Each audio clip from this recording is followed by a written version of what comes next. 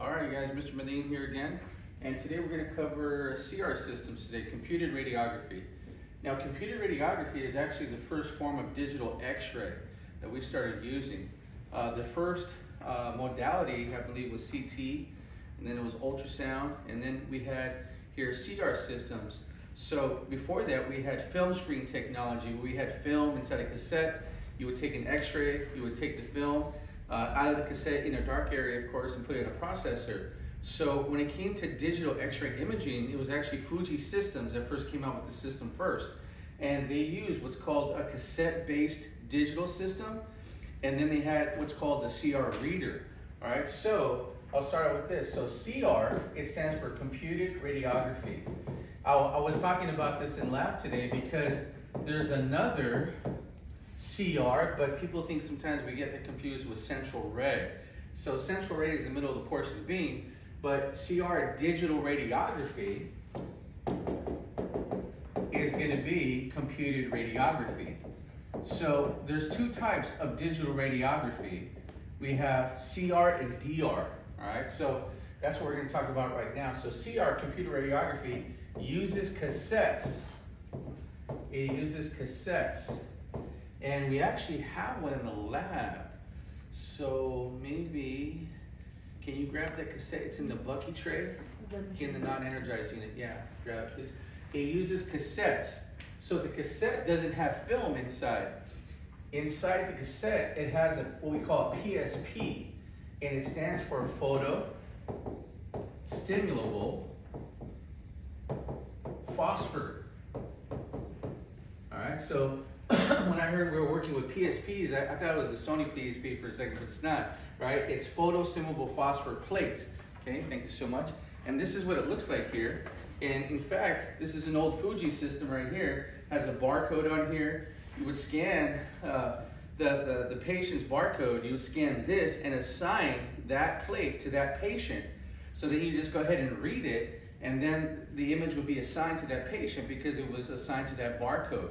Okay, so we don't use that anymore, but some places still use it. I can't say that they don't. So I'll open this up in just a second here, but this is the plate right here. So photo-stimulable phosphor. So let's look at the word. Photo means light, right? Stimulable means something stimulates it, right? Something gets excited. And then a phosphor is a crystal. So this PSP, this photo-stimulable phosphor plate, is inside the cassette. All right, it's inside the cassette. So you would take an X-ray. X-rays come down. Here's the part. Here's your CR plate with the PSP inside. The X-rays go inside, you guys. They go inside the cassette. They hit the plate, and then the energy is trapped in the plate. So you would have to go ahead. Let's say you took an X-ray of my forearm. You take an X-ray, then you'd have this forearm, but you couldn't see it, correct? So the image would be there, it'd be invisible, and we call that the latent image. So the latent image is stored here, but you can't see it, right? So you gotta take the cassette and you gotta put it into a reader. So the PSP uses cassettes, and it uses what's called a CR reader. Now, some reading they might call it a digitizer. And the digitizer is converting analog signal, which is the X-ray, and it's going to convert it to digital. All right? So your CR reader, you would take the cassette and you put it into the reader. All right? So again, CR systems, computer radiography, uses cassette-based, right? This cassette-based systems has a PSP inside. You're going to have to take that cassette and you're going to have to put it into the reader to release the latent image. So the latent image is then going to become a manifest image when you see it, when it becomes visible, right? So what I'm going to do is, I'm going to see if I can open this up right now. I'm going to try this. Whoa, I did it pretty good. All right, so earlier I was trying to open it up, but here's the cassette right here. This is the cassette, the plastic part. You're never going to take this out yourself.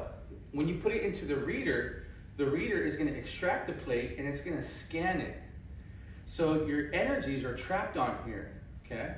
So on page, let's see if somebody can go to chapter 21. It's on page 289 in the textbook, in the principles textbook. I was talking to somebody yesterday, and they're in a different program in a different state, and they were saying that you know, we need some more information on the principles book, right, in regards to the material. So it's on page 289, and what I'll talk about briefly is the construction of the plate here. So I'm going to put this down here. Yeah, I'll put this down. So I'm going to draw this here. I'm going to try to make it as big as I can. So if this was the plate and we turned it on its back, we're going to have different layers.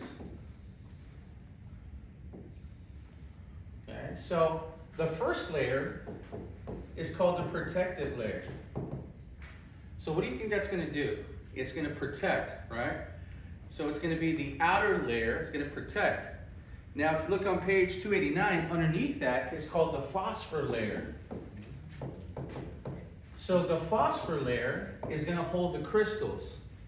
Sometimes they call it the active layer. So I'm going to write that next to here. So in the active layer, you have crystals.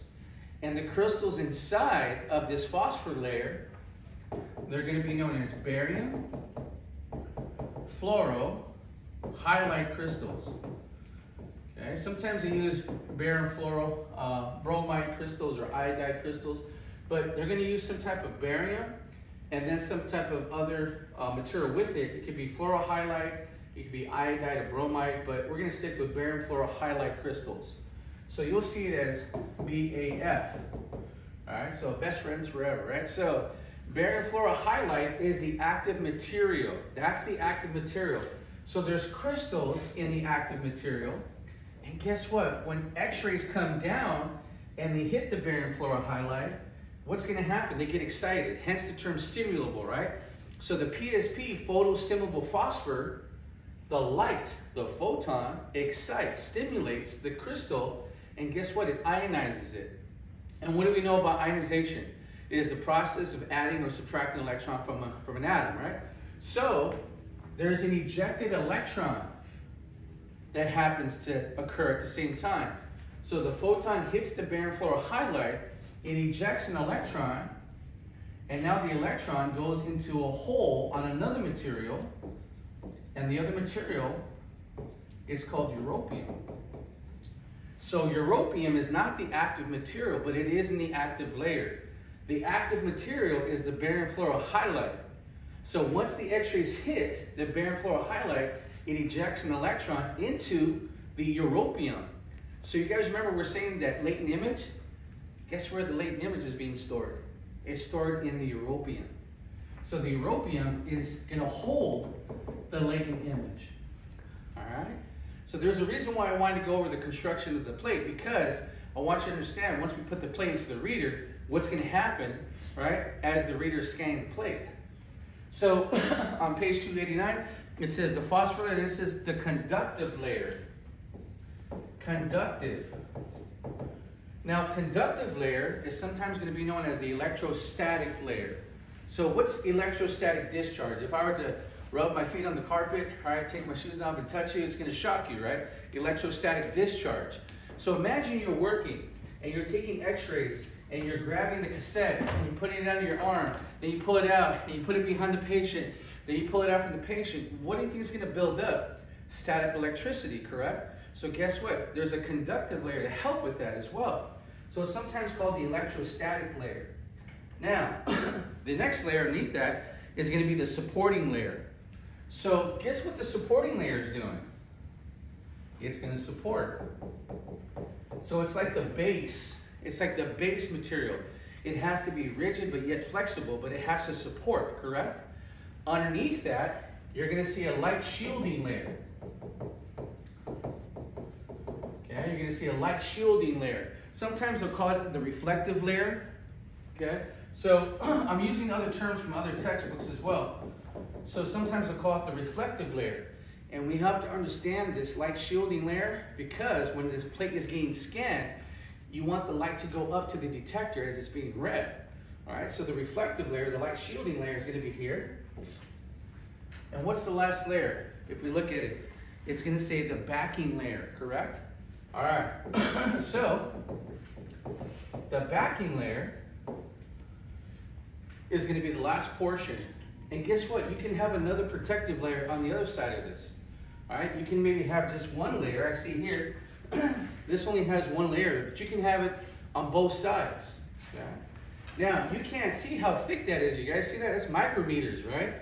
Okay, so here we made it look really, really big, but we have to know the layers of the PSP, and it's still relevant to the ERT, right? I have a field day with always saying how many times things are not really relative to digital imaging, but CR systems are still being used. Especially if you have a facility that doesn't have the budget for DR systems, they're not going to retrofit their whole X-ray department, so they're still going to use what works, okay? So this is going to be your PSP, all right? Now, let's say you take an X-ray of my forearm again. You take the X-ray of the forearm, just right here. All right, use mass, KV, SID, all that good stuff, right? Everything we've learned. You take the X-ray. Now, how do we get it to become an image? So what you're gonna have to do is, you're gonna have to put this cassette into a CR reader. Okay. All right, it's not a bad one, huh? All right, so, all right. Now, what do? Well, just like any digital system, before you do this, you have to go to your acquisition menu. And you have to select the body part that you're doing.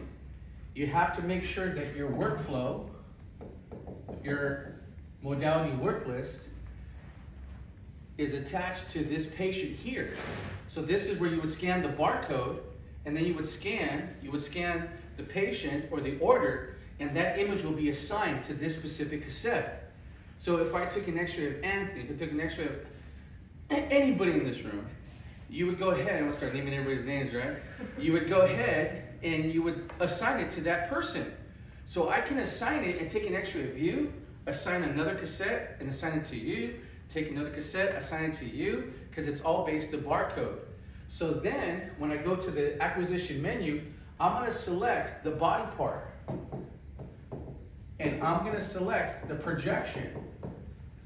Why? Because there's a specific algorithm that's going to be assigned for every body part that we do, correct? Remember the lookup table, right? There's a specific algorithm that's going to be designated to every body part. Every body part's going to have a certain grayscale, a certain density, a certain brightness, right? So that's not changing. What we've learned so far in the lab is not changing. So you do that. You make sure your patient demographics are correct. So you got patient name, right? You got date of birth, right? We have a medical record number for the patient, and the acquisition number is different from the medical record number. The medical record number is going to be their number, right? That's going to be their number forever. That's their ID number. The acquisition is the number of the order. So you can be, you know, in the 1,000 range for the orders. The medical record number is their ID number. So we look at all that, right? Now, once you do that, you're going to go ahead and take this cassette and put it into the reader. It's going to pop open. You're not going to see it because it's inside the reader. It's going to pop open, and the plate is going to be pulled out. And as the plate is being pulled out slowly, there's something that comes down to scan the plate, and it's a laser. Yeah. So, you ready? So I'm going to draw the plate here. There's going to be a red laser that comes down. And there's two different ways that it can scan the plate. And it's in the reading, but I'm going to break it down as best as I can. You're going to have a red laser light, and it's going to go in a zigzag pattern here. So there's a red laser light. It's usually like a helium laser that comes down, and it's going to scan the plate. So this red laser scans it in what's called a raster pattern, okay? The raster pattern, not a rasta pattern, right? But a raster pattern, okay, is going to be in a zigzag pattern. Okay, we're going to leave it alone like that. So it goes in a zigzag fashion. And do you guys remember the areas that were exposed to radiation and the electrons got ejected and went into the europium? Do you guys remember that? So guess what? Those areas, I'm going to use this, that had trapped energies in europium are going to be released as a violet light. So we have a red laser light we have a violet light that's coming up. And you remember the reflective layer? Do you remember, guys? We said we want light going up. Do you know why the light is up? Because there's a photo detection system here. It's going to detect the light. The light system, you guys, right now, we'll call this detection system a PMT, a photo multiplier tube. Think about the wording, photo multiplier. It's multiplying the light. So it's like an amplifier for the light. So the photo multiplier tube is going to detect the light that's coming from each little section. Remember the acquisition pixels we were talking about earlier? It's going to pick up each little section and it's going to record all the little areas of signal.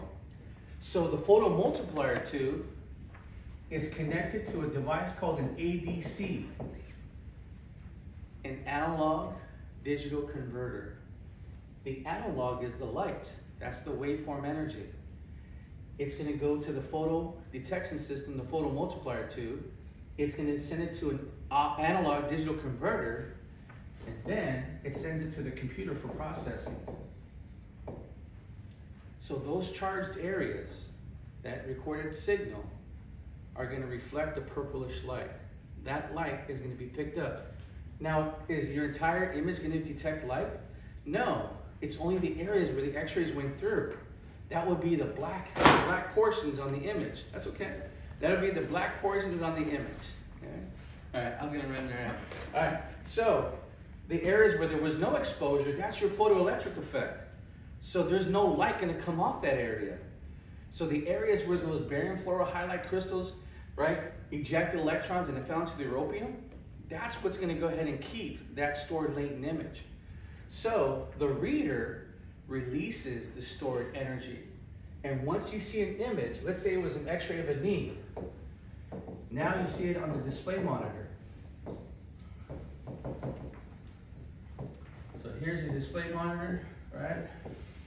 Okay, and then here is your, I'm just doing knee real quick. All right, we'll make it a right knee because the fibula is on the outside, right? So all of a sudden you see your knee.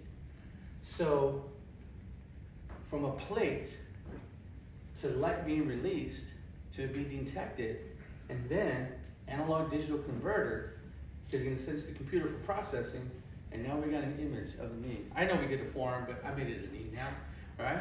But this is just one way. So there's two ways that you can have the plate being scanned. So one of the methods has,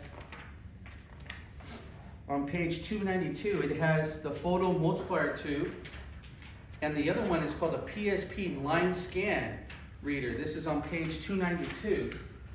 And with the line scan reader, it's going to be very similar. So this is going to be using a photo multiplier tube. The line scan is going to work very similar.